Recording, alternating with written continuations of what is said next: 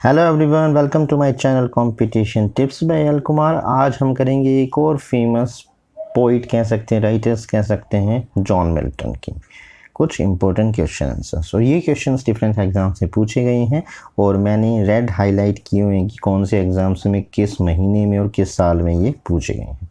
तो चलिए स्टार्ट करते हैं।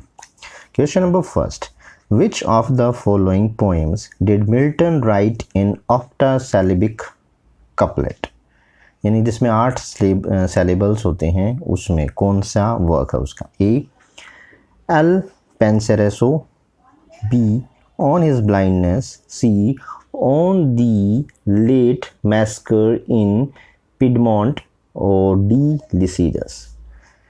तो इसका सही जवाब है ऑप्शन ए, इल पेंसेरेसो। जो उनका वर्क था वो ऑक्टासिलेबिक में लिखा गया है और ये एक पोइटिक मेलनकली था। साथ ही ये लिखा गया था 1645 से लेकर 1646 में।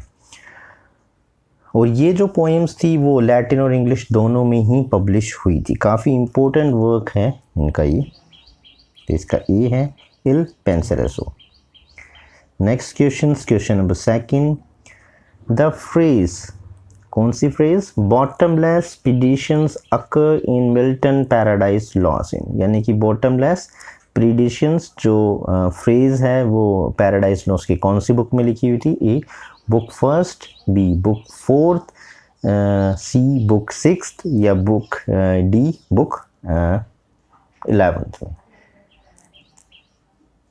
सॉरी बुक 12th में। कौन से में लिखी हुई थी ये, तो ये थी सबसे पहली बुक में ही, बुक फर्स्ट में ये हमें मिलती है, बॉटमलेस प्रेडिक्शंस। और जैसे कि पैराडाइज लॉस्ट आपको पता होगा कि 1667 में पब्लिश हुई थी। रीपब्लिश जब ये बुक इंक्रीज़ हुई थी तो ये 12 बुक में 1674 में ये लिखी गई थी, वो दोबारा आई थी, बुक्स बढ़ गई थी उसमें। और ये बुक नंबर फर्स्ट में है और लाइन 47 में है, bottomless predictions. Next question number 3. It appears that in Paradise Lost Book 1, Milton belongs to the Devil's Party without knowing it. Who among the following made this statement? ये किसने कही थी कि मिल्टन ने डेविल पार्टी की तरफ ज़्यादा लिया है, मतलब उसने डेविल पार्टी को ज़्यादा एप्रिशिएशंस किया है, ज़्यादा उसका बखान किया है। ए फ्रैंक करमोड, बी विलियम एमसन, सी सी एस लुइस या डी विलियम ब्लेक। ये बहुत ही फेमस लाइन है, विलियम ब्लेक की हैं। डी विलियम ब्लेक ने कहा था कि उन्होंने मतलब जाने में या अनजाने में डेविल पार्टी को ज़्यादा रिमार्क दी हैं, ज़्यादा उन्होंने किया है, ग्लोरीफाई किया है शैतान को। इस वजह से लाइनें लिखी कही गई थी विलियम ब्लेक के द्वारा। ये काफ़ी इंपॉर्टेंट क्वेश्चन है, यूजीसी नेट में, टीजीटी में भी 2 बार पूछा गया है, 2010 और 2011 में। Next question number 4, what is L'Allegro companion piece called, यानी कि इसका कंपेनियन पार्ट कौन है। 2 पार्ट्स में दोनों इकट्ठे हुए थे तो ये एक दूसरे के बिना अधूरे हैं। एल एलेग्रो और दूसरा कौन सा है, ए लैमिया, बी हाइपीरियन, सी इल पेंसेरेसो और D थ्रीसियस।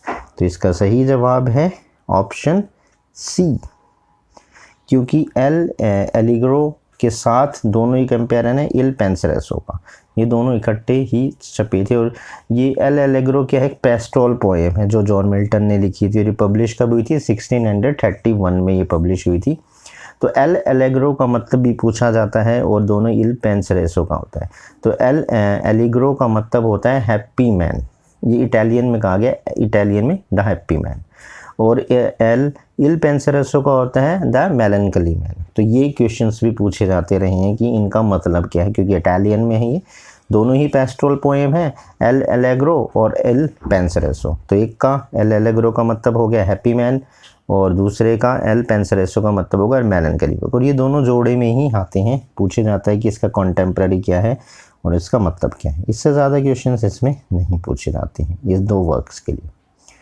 Next question number 5, in Paradise Lost Milton invoke his heavenly muse Urania at the beginning of code.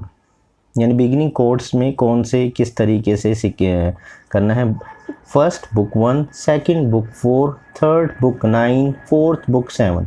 The right combination according to the code is A, first and second are correct, B, first and third and fourth correct, C, second and third are correct, और D, first and four are correct. तो जो इसका सही जवाब है वो है option D, यानी कि जो इन्वॉक करा था यूरिना को वो बुक 1 और 7 में, बुक 1 और 7 में ये कहा गया था। तो ऑप्शन इसका डी है, क्योंकि 1 और 6 इसमें दिया गया है, क्योंकि ऑप्शन है नहीं, तो इसका ये सही जवाब है।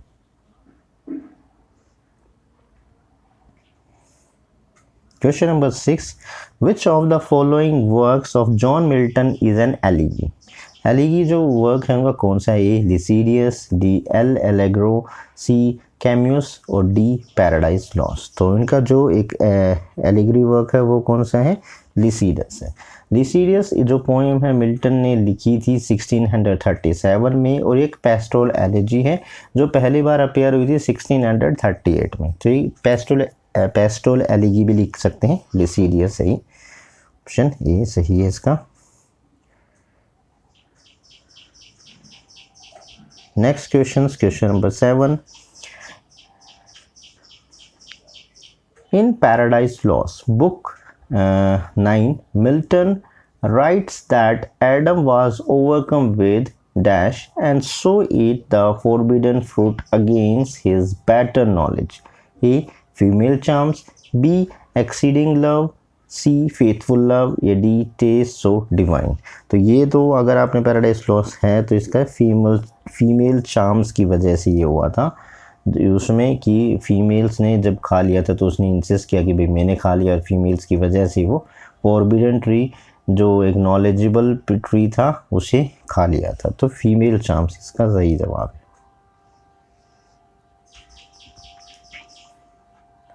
Question number 8, that glory never shall his wrath or might extort for me। Paradise Lost book 1, what glory is being referred to by Satan? A, the courage never to submit or yield, B, to reign in hell, C, to defeat God, या D, to spread evil। तो जो इसका सही जवाब है वो option A है, the courage never to submit or yield। ये जो है बुक फर्स्ट की है और शैतान ने रेफर करा था to courage never to submit और यील्ड। ये पैराडाइज में ही था, ये उसके द्वारा बोली गई थी, शैतान के द्वारा लाई नहीं। नेक्स्ट क्वेश्चन नंबर 9, ये क्वेश्चंस भी बहुत बार पूछा जाता है, इस वर्क्स का नाम पूछा ही जाता रहता है। ये यूजीसी नेट 2014 में, लेकिन ये काफ़ी बार आया है, TSSP में भी आया और एग्जाम्स में भी आया है। Which of the following statement is not true of Areopagitica. ये पूछा जाता है कि एरोपैगिटिका क्या है, एरोपैगिटिका किस वर्क से रिलेटेड था। ए, it was published in 1644, B, it's argue for liberty of unlicensed print, C, it pleads of British privileges regarding free trades, या D, it is speech address to the Parliament of England।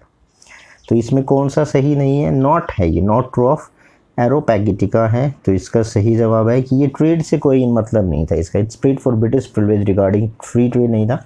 ये publish सही है कि 1644 में हुआ था, और ये जो था प्रेस की स्वतंत्रता के लिए लिखा गया था। जब ये एक बिल लेके आए थे जिसमें सेंसरशिप लगा दी गई थी प्रेस पे, तो उस पर है, तो इसीलिए प्रिंट हो था इस argue liberty of unlicensed printing और it spread speed address to the parliament of England. ये उसमें उन्होंने दिया था, और ये बहुत ही फेमस वर्क है। तो मोस्टली पूछा जाता है कि एरोपैगिटिका किस वर्क से रिलेटेड है, तो ये प्रेस की स्वतंत्रता के लिए ये लिखा गया था और काफ़ी फेमस वर्क है ये।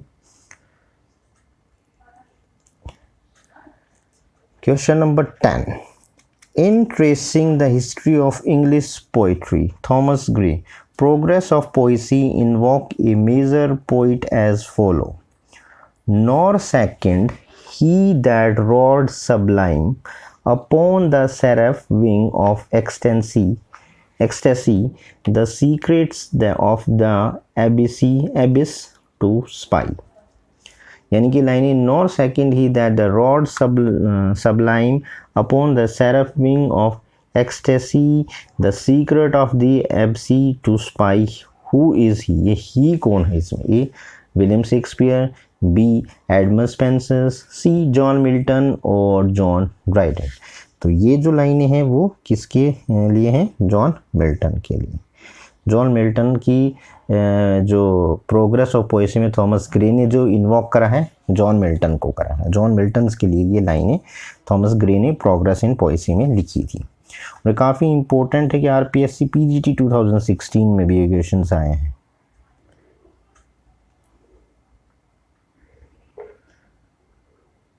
Question number 11, Who among the following was a contemporary of John Milton and wrote the worthy communicant? It is said that his prose can be read easily when Milton must be studied. ये किसने कहा है? ए Jeremy tailors, B John बेनियम, सी Andrew Marvel, ये D George Herbert. तो ये किसने कहा है? इसका सही जवाब है जेरेमी टेलर ने। जेरेमी टेलर्स ने ये लिखा है कि भाई मिल्टन और कॉन्टेम्पररी किसमें, द वर्थ ऑफ कम्युनिकेंट में क्या लिखा है? Can be read easily when Milton must be study, यानी कि उसको हम पढ़ सकते हैं लेकिन समझने में थोड़ी मस्ट बी स्टडी करना पड़ता है। Next question number 12, the opening 16 line of paradise lost compromise क्या है? ए 1 सेंटेंस, बी 2 सेंटेंस, सी 3 सेंटेंस या डी 4 सेंटेंस। तो इसका सही जवाब है 1 sentence. The opening 16 line of paradise compromise 1 sentence, because पहले जो 16 लाइनें हैं मिल्टन की पैराडाइज लॉस्ट की वो कॉम्प्रोमाइज 1 सेंटेंस में ही है। Next question number 13, In Paradise Lost, Milton presents the action of the fall of man in 2 stages in book. A 4 and 9th, B 4 and 8, C 3rd and 9 और D 5 और 10। तो इसका सही जवाब है 4 और 9। मिल्टन की जो पैराडाइज लॉस्ट है उसकी 2 स्टेजेस कौन सी हैं? Fall of the man in presence. जो फॉल ऑफ द मैन है ना वो कौन से में दिखता है? तो बुक 6 में दिखता है और बुक 9th में दिखता है, इसीलिए fall of the man in 2 stages. Question number 14, Where there is a leisure for fictions, there is a little grief was Samuel Johnson's criticism of a famous poem. Which poem was it? यानी कि जो ये criticism किया गया था Samuel Johnson ने famous poems का, वो कौन सी पोएम है? A PB Shelley Adonais, B P Philip Sidney की Astrophel and Stella, C Thomas Gray की elegy written on a country church या डी जॉन मिल्टन की लिसीडियस। तो जो किया गया था सैमुअल जॉनसन के द्वारा क्रिटिसिज्म फेमस पोएम वो जॉन मिल्टन की लिसीडियस थी, जो 1638 में जो जॉन मिल्टन ने लिखी थी। उसके लिए ये सैमुअल जॉनसन ने लिखा था कि leaves on lives of the poets में ये क्रिटिसिज्म्स करा गया था, क्योंकि सैमुअल जॉनसन ने लाइव्स ऑफ पोएट्स थे उसमें बहुत सारे पोएट्स इंक्लूड किए थे। तो उसमें जॉन मिल्टन की ये जॉन मिल्टन भी था, तो उसमें लिसीडियस के लिए ये कि लिखा था कि where there is a leisure for fictions there is a little grave.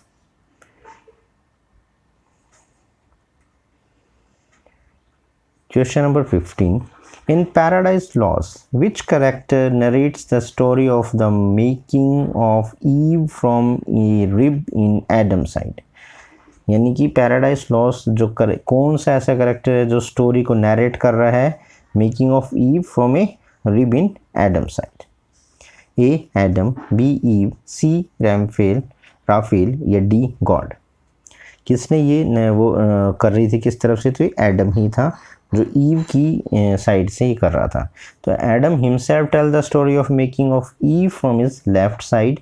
Line कौन सी है? 460 से 418 तक। और बुक कौन सी है? बुक 8 है, जिसमें ये बताया गया है कि वो किसकी साइड है, किसकी तरफ से बोल रहा है।